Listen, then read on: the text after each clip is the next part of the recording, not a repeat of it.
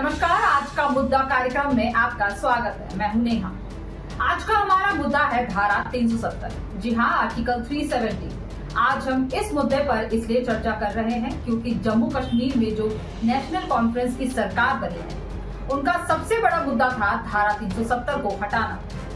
वहीं दूसरी तरफ बीजेपी इस मुद्दे को पूरे चुनाव में दोहराती रही और इंडिया अलायंस पर जमकर हमला करती रही, जिसका बीजेपी को जम्मू रीजन में काफी फायदा भी हुआ और जम्मू रीजन से बीजेपी ने अपना ही रिकॉर्ड तोड़ दिया।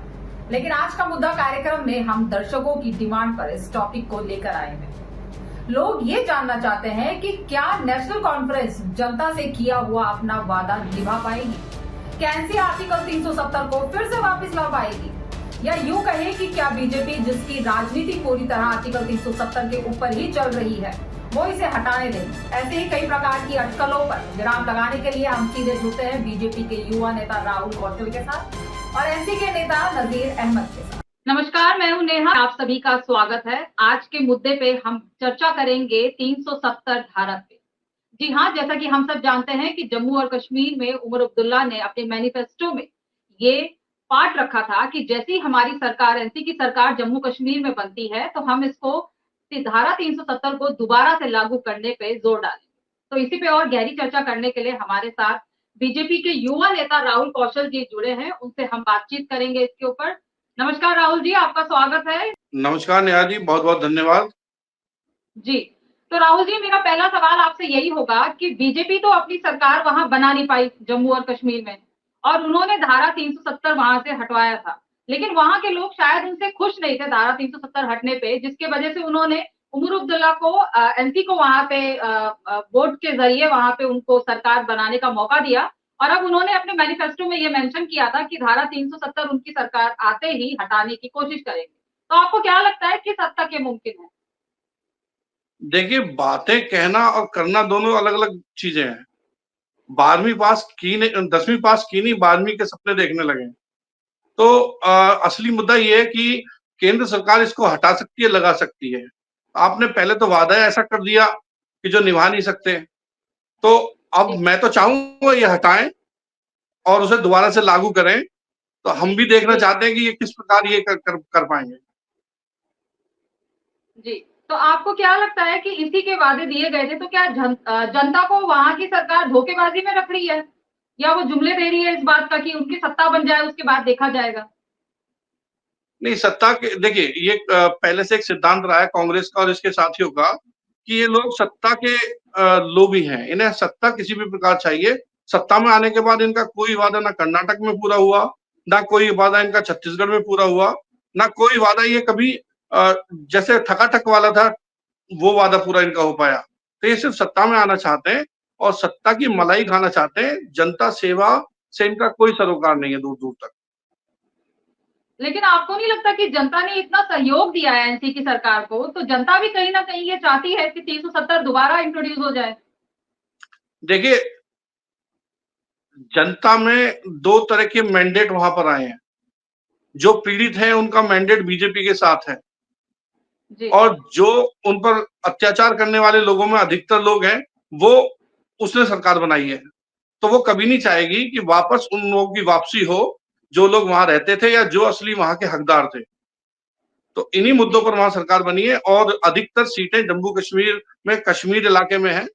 और जहां की वोट बैंक जो है एक विचारधारा से प्रेरित है और उनका शुरू से लेकर आज तक एक ही नारा है कि वो बीजेपी के खिलाफ है या जो बीजेपी के खिलाफ बात करता है वो उनके साथ। जी, तो आपको क्या लगता है किस हद तक मुमकिन है ये कि वहां की जो उमर अब्दुल्ला की सरकार है वो उस पर काम कर रही है? क्या पता 370 वो वापस भी ले आए, इसकी क्या नहीं, पॉसिबिलिटी है? वापस लाने के लिए नेहा जी, उन्हें केंद्र में सरकार बनानी होगी। केंद्र के बेहाव पर ही वो धारा 370 दोबारा लागू कर सकते हैं। मैं फिर कह रहा हूं कि हाई स्कूल किए बगैर क्या आप 12वीं पास कर सकते हैं? क्या आप पीएचडी होल्डर हो सकते हैं? तो बेसिक जो नीड है आपकी, वो केंद्र में आपका बहुमत होना बहुत जरूरी है। लोकसभा और राज्यसभा में वो अभी दूर दूर तक मुझे दिखाई नहीं देता नेशनल कॉन्फ्रेंस और कांग्रेस का। पे हम अपने विपक्ष का भी अपना इस पे राय लेना चाहेंगे। तो अपने साथ हम जोड़ रहे हैं नाजिर अहमद जी को, जो नेशनल कॉन्फ्रेंस में नेता है। नाजिर जी, आपका स्वागत है। सबसे पहले तो बहुत इस बहुत समय हम जी इस समय हम चर्चा कर रहे हैं धारा 370 के ऊपर। जैसा कि हमारे साथ जो नेता जुड़े हैं, युवा नेता राहुल जी बीजेपी से, उनका कहना है कि 12वीं पास नहीं किए, 10वीं पास नहीं किए, कुछ इस तरीके का आनाकमन लगा रहे हैं वो, कि इतना आसान नहीं है वहां पे सरकार बनने के बाद धारा 370 को दोबारा री इंट्रोड्यूस कराना। आपका क्या कहना है इस पे? मैम, सबसे पहले तो हम 10 साल के बाद जम्मू कश्मीर में चुनाव हुआ है, हम बहुत खुश है इलेक्शन कमिश्नर ऑफ इंडिया के और हमारे अपने जो सुप्रीम कोर्ट ऑफ इंडिया है उसके बड़े शुक्रगुजार है कि 10 साल के बाद हमारी हलक में जबान आई है, हमने इलेक्शन लड़ा है, लोगों ने हमारी पार्टी को बड़ा चढ़कर मैंडेट दिया है, लोगों ने नेशनल कॉन्फ्रेंस पे भरोसा किया है और जो हमारा इलेक्शन मैनिफेस्टो है, जो हमारा मंशूर बन के तैयार हुआ था इलेक्शन में, हमारी हुकूमत उस पे पूरा काम करेगी। जी, तो आप इस पे क्या प्रतिक्रिया देना चाहेंगे कि आपको क्या लगता है, वहां की जनता भी ये चाहती है, तभी एनसी की सरकार बनी है कि धारा 370 वहां से वापस लाया जाए? सबसे पहली बड़ी बात है कि हम 2019 में जो हमसे हमारी शिनाख्त छीनी गई, हमारी से 370 छीना गया, 35 से छीना गया, एक रियासत जो कि 1931 में भी रियासत थी उसको हटा के यूटी बनाई गई है। लोगों को एक भरोसा है इस हुकूमत पे जिसको उन्होंने मैंडेट दिया है, जिसकी क़यादत हमारी चीफ मिनिस्टर उमर अब्दुल्ला साहब कर रहे हैं। लोगों ने मैंडेट दिया है उस पार्टी को कि वाकई अगर कश्मीर की देखभाल या कश्मीर की इज्जत, कश्मीर का रोजगार, कश्मीर की बका के लिए कोई काम करने वाला है, वो जम्मू कश्मीर नेशनल कॉन्फ्रेंस है। और 1931 से लेकर आज के दम तक नेशनल कॉन्फ्रेंस के लोगों के हित के लिए काम किया है और जो वादे नेशनल कॉन्फ्रेंस ने किए हैं, इंशाल्लाह इंशाल्लाह वक्त तो लगता है लेकिन भरोसा है हमें कि नेशनल कॉन्फ्रेंस ये वादा हमें पूरा करके देगी। लेकिन इसके लिए तो आपको केंद्र की सरकार की अनुमति लेनी होगी। तो आपको लगता है कि केंद्र की सरकार से आपको अनुमति मिल पाएगी? देखो, हमें तो बड़ा भरोसा है केंद्र की सरकार पे और हमारे आदरणीय प्राइम मिनिस्टर साहब जनाब नरेंद्र भाई मोदी जी और जनाब अमित शाह साहब ने एक बड़े ऐवान में ऐलान किया है कि कश्मीर में इलेक्शन होने के बाद ही तुरंत वहां की हुकूमत बनने के बाद हम पहले इनको स्टेटहुड वापस करेंगे। तो जिन लोगों को इतनी नेक नीति से कश्मीर की नजरिया देखना है, तो जो हमारा हक है मुझे लगता है वो हक हमें वापस मिल रही है और केंद्र के सरकार पे हमें भरोसा है कि वो हक हमें वापस दे रहे हैं। आपका क्या कहना है इस पे राहुल जी, जो ये कह रहे हैं कि केंद्र की सरकार पे इन्हें पूरा भरोसा है? देखिए, भरोसा है और केंद्र सरकार भी, राज्य सरकार अगर मिलकर चलेगी तो केंद्र सरकार भी मिलकर चलेगी। लेकिन धारा 370 और 35 से वो भारतीय संस्कृति पर एक धब्बा थे और जो इनके हकूक थे, जो वो करेगी भी। लेकिन धारा 370 से कौन से जो है मुद्दे हल हो रहे थे या 35 से कौन से मुद्दे हल हो रहे थे, ये अभी तक किसी को समझ में नहीं आया। तो धारा 370 और 35 से अब सिर्फ एक सपना है, जो सपना ही रहेगा। हाँ, आवाम के लिए वहां पर काम किए जाने चाहिए। केंद्र सरकार और राज्य सरकार मिलकर काम करें। ये सबसे बड़ा एक दूसरे के प्रति समर्पण होगा। जी, बताइए अहमद जी। हाँ जी, आपको यहाँ से तो बिल्कुल आपको सहयोग मिल नहीं रहा है, केंद्र से तो बिल्कुल कोई सहयोग मिलने की कोई आशंका ही नहीं है इस पे। मैं फिर एक बार रिपीट करना चाहता हूँ कि हमारी प्राइम मिनिस्टर ऑफ इंडिया और हमारे होम मिनिस्टर ऑफ इंडिया ने एक बड़े ऐवान में, जो कि हमारे लिए स्टेटहुड सबसे बड़ी जरूरत है, यहाँ अगर रोजगार का मसला है, बाकी मसले है, तरक्की का मसला है, तो सबसे पहले हमें स्टेटहुड की जरूरत है। तो हमें लग रहा है कि जो हमारे प्राइम मिनिस्टर ऑफ इंडिया और होम मिनिस्टर ऑफ इंडिया ने एक बड़े ऐवान में हमें आश्वासन दिया है कि पहले हम इलेक्शन होने के तुरंत बाद यहाँ को स्टेटहुड वापस कर रहे हैं।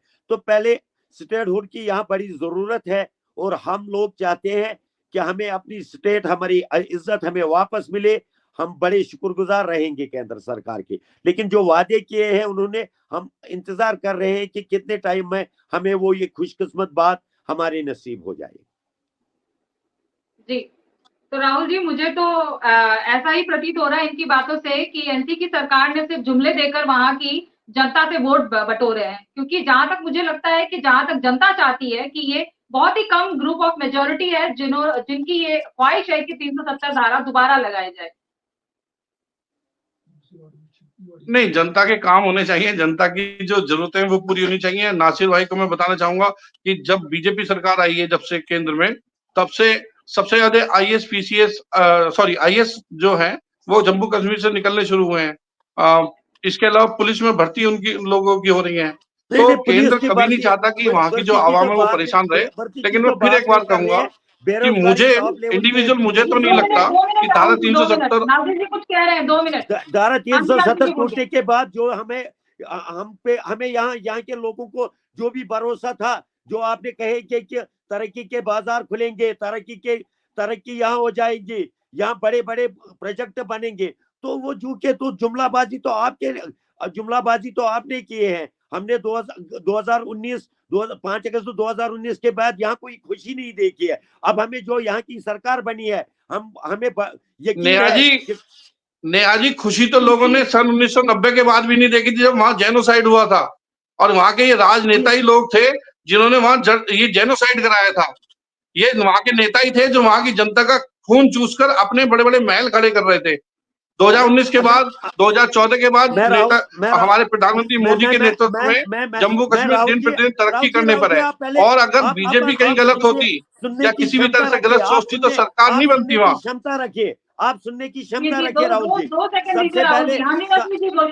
सबसे पहले आपने उग्रवाद हटाने की बात की थी। जब से 5 अगस्त 2019 के बाद यहाँ आज भी टारगेट किलिंग हो रही है, यहाँ आज भी हमले हो रहे हैं। हम ये नहीं कह रहे कि हम किसी भी सूरत में ये नहीं चाहते कि कश्मीर में शांति ना हो। हम चाहते हैं कि यहाँ की शांति हो, यहाँ के बच्चे रोजगार हासिल करें, यहाँ के बच्चे बड़े बड़े अफसर बने, हमें ये चाहिए। और यहाँ अगर आप देखेंगे तो यहाँ नशा मुक्त कश्मीर बनाने की बात कही थी आपने, लेकिन अगर यहाँ पे आप देखा जाए अभी, तो यहाँ जो आजकल ड्रग्स का सिस्टम है वो टॉप लेवल पे है। कश्मीरी बच्चे ड्रग्स में मुब्तला है। इसकी वजह यही है कि पिछले 10-12 साल से यहाँ कोई रोजगार की कोई स्कीम नहीं खुली है। यहाँ के बच्चे खुदकुशी करने पे मजबूर हो रहे हैं, ड्रग्स करने के लिए मजबूर। इसलिए जनता ने नेशनल कॉन्फ्रेंस पे एक भरोसा जताया है, और हमें पूरा भरोसा है जो भी हमसे हमारी डिमांडें छीनी ली गई,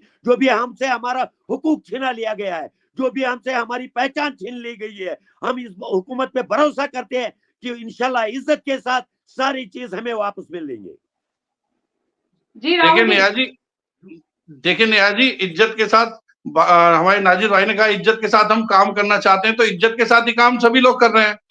सबके अपने अलग अलग वैचारिक मतभेद हैं, लेकिन जब बात आती है जम्मू कश्मीर में दंगों की, जब बात आती है जेनोसाइड की, तब इनकी बात नहीं आती। क्या जम्मू कश्मीर के अंदर अब पुलों का निर्माण नहीं हो रहा? क्या सड़कों का निर्माण नहीं हो रहा? क्या वहां पर रोजगार नहीं दिए जा रहे? ठीक है, मेरी बात सुनिए। 2019 के बाद हमारे जवान शहीद हो रहे हैं। नाजिर जी, आपकी सरकार अब आई है तो देखते हैं 100 दिन में आप क्या क्या बदलाव करते हैं। रखवाली कर रहे हैं हमारे जवान, उन शहीद हो रहे। 2019 के बाद तो यहाँ कोई बात नहीं बदली है। सिर्फ शहीद करने वाले लोग भी तो उन्हीं सरकारों में से हैं। यहाँ हमारे रोजगार पे ताला लगाया गया है। रोजगार तो आपने 500 रुपए में पत्थर देकर दिए तो था। नहीं, पत्थरबाजी कोई यहाँ नहीं करता है। यहाँ अमन लोग अब नहीं हो रही ना, रोजगार जब सरकार ने सख्त कदम उठाए तो नहीं हो रही। अगर पत्थरबाजी की बात आती तो आज आपने देखा एक मिसाल नेहा जी, भाई साहब खुद कह रहे हैं कि आज आपने देखा, तो आज ये बदलाव हुए मोदी जी की वजह से बदलाव हुए, अमित शाह जी की वजह से बदलाव हुए।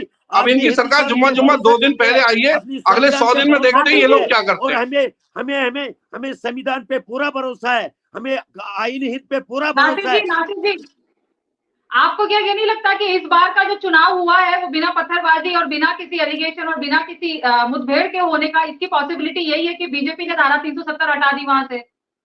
नहीं, इस बार एक बात है कि थोड़ा बहुत इन्होंने कहा, लेकिन असल में ये बात है कि पिछले 10 साल से जो हमारे युवा 10 साल के थे और आज इस वक्त वो 20 साल के हैं। जो 10 साल पहले चुनाव हुआ था, जो युवा 10 साल के थे, आज वो 20 साल और पोस्ट वोटर उभर के आए हैं। और उन बच्चों ने 10 साल में देखा है कि कश्मीर किस मुसीबत में गूंज रहा है, कश्मीर में कौन सा मुसीबत है, कश्मीर में बात करने का किसी को हक नहीं है। और इस वजह से यहाँ मैं नाजिर भाई का धन्यवाद करूंगा। नाजिर भाई ने भी एक बहुत बढ़िया बात कही है कि जो भी कुछ थोड़ा बहुत हुआ है वो बीजेपी की वजह से हुआ है, 50 सालों में कुछ नहीं हुआ था।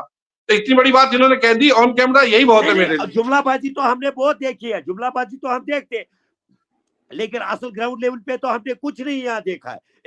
1 लाख नौकरियां, 1 लाख खाली असामियां अभी भी पड़ी थी। तो पिछले 10 साल में कोई यहाँ पे कोई ऐसा काम नहीं हुआ है जिसमें 10 लड़कियों को भी आपने कहीं पे रोजगार दिया है। हाँ, केवल एक बात हुआ है, जुमला फेंका गया है, कश्मीरियों को गुमराह किया जा रहा था और आप लोगों को समझ आ चुका है कि जो हमारी अपनी हुकूमत है वो उन्होंने नेशनल कॉन्फ्रेंस पे, अलायंस पे एक भरोसा जताया है और हमें पूरा यकीन है कि हमारी हुकूमत, हमारी जो चीज भी हमसे छीनी ली गई थी, जबरदस्ती हम पे डाका डाला गया था, अब हम चाहते हैं कि वो चीज हमें वापस मिल रही है।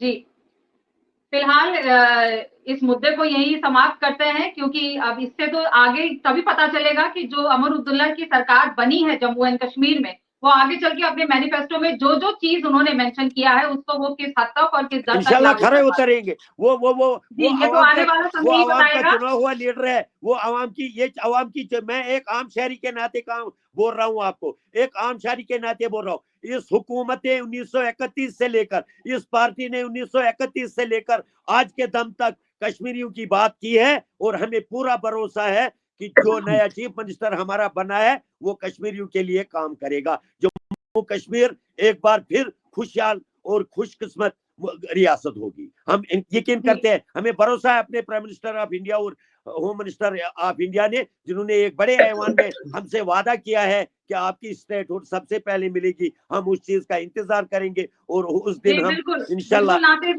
यहाँ विराम लेना चाहेंगे हम लोग इस एपिसोड का और इस मुद्दे का, इस प्रोग्राम का इस समय मैं विराम लेना चाहूंगी और बिल्कुल शुभकामनाएं आपको बहुत ज्यादा, और चाहूंगी कि केंद्र की और राज्य की सरकार मिलकर इस मुद्दे पे काम करे और जनता के हित में हो सारे फैसले।